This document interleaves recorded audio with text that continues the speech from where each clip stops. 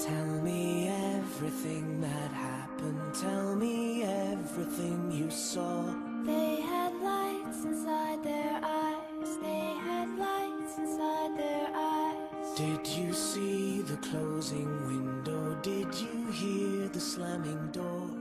They moved forward and my heart died. A gay teenager saw it and attempted suicide. And this man. Your initiative feeds on the unreasonable notion that you have these magically organic rights to do whatever you desire. Paul Marrow, the president of the Sutherland Group, who after Proposition 8 passed in California, told an audience of gay people, You constantly confuse what you do for who you are. Your equality is illusory. Your ideas about marriage and family are an illusion. You think a piece of paper magically bestows upon you a real marriage. You think calling yourselves a family makes you a family. You think the state calling you a family makes you a family. And in a very immature emotional frame of reference, you think love alone makes a family. Two mommies, two daddies, who cares? Watching a program. You know what the program was about? It was about bullying. You've heard this? Kids that are committing themselves because they're being bullied. What they're not saying is the kid is not just miserable because he's being bullied. He's miserable because he's gay. Because there's a lot of people that are bullied that never kill themselves. But the boy already hated himself because he was dealing with the demonic force of homosexuality. But I'm not going to bow down to the culture. Being gay is not normal. Now to what is becoming a terrible trend across the country, gay teenagers killing themselves. Some say it's an epidemic, and Oklahoma is not immune. 19-year-old Zach Harrington of Norman was laid to rest Saturday. Welcome back, everybody. It's being called a mental health crisis, and it's now under federal investigation in Minnesota. 9 teens, openly gay or perceived as being gay, have committed suicide in Minnesota's largest school district in the last 2 years. The Catholic Church is not about homosexuality, abortion, the poor, or the environment. Catholic groups in Croatia are celebrating success after a referendum voted to bar same-sex marriage. In the Name of the Family launched the initiative, which defines marriage in the Constitution as a union between a man and a woman.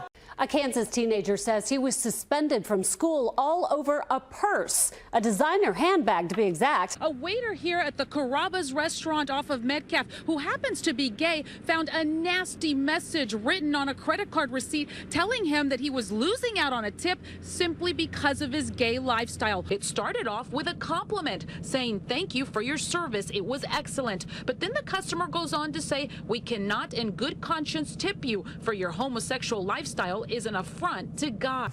Marvin was even more shocked when he read the rest of the hateful words. We hope you will see the tip your choices made you lose out on and plan accordingly. It is never too late for God's love, but none shall be spared for figs. May God have mercy on you. Shows children do best with a mom and a dad. Every family court in every state is charged with the legal standard of protecting what's in the best interests of this child. And if the social science research shows that children are best provided for with a father and a mother married to each other. The Bible talks about the homosexuals, they're worthy of death. But not only them that do it, but that approve of it. They're worthy of death. And you people approve of that. That's why you're going to hell without Jesus Christ.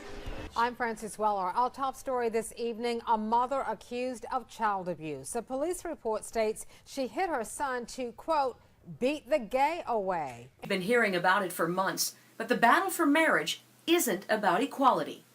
By trampling on marriage, homosexual activists want to reshape the culture into something we won't even recognize.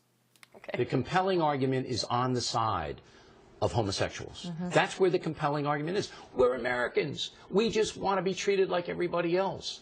That is a compelling argument. But this battle isn't about marriage. It's about driving the homosexual flag into yet another segment of society and then using it as a club to silence all dissent, to label anyone who disagrees as a hater. Basically, marriage will be completely destroyed. Families will be destroyed. Children will be hurt by this. And freedom of speech, freedom of religion, including in the pulpit itself, will absolutely be bulldozed over. I'm talking about televangelist Pat Robertson. On his show, The 700 Club, yesterday, Robertson blurted out a warning about gay people in San Francisco because, of course, that's where all gay people live. Now, listen closely and know that when Robertson refers to the stuff, he's talking about AIDS.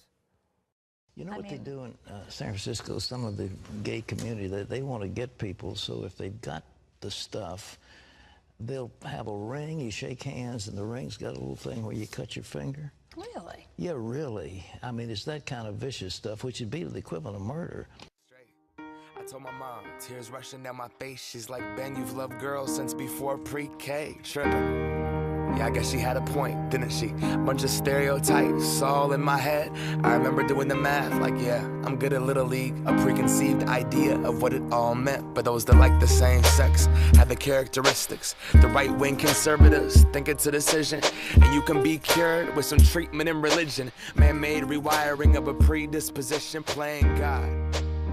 Oh, nah, here we go. America the brave.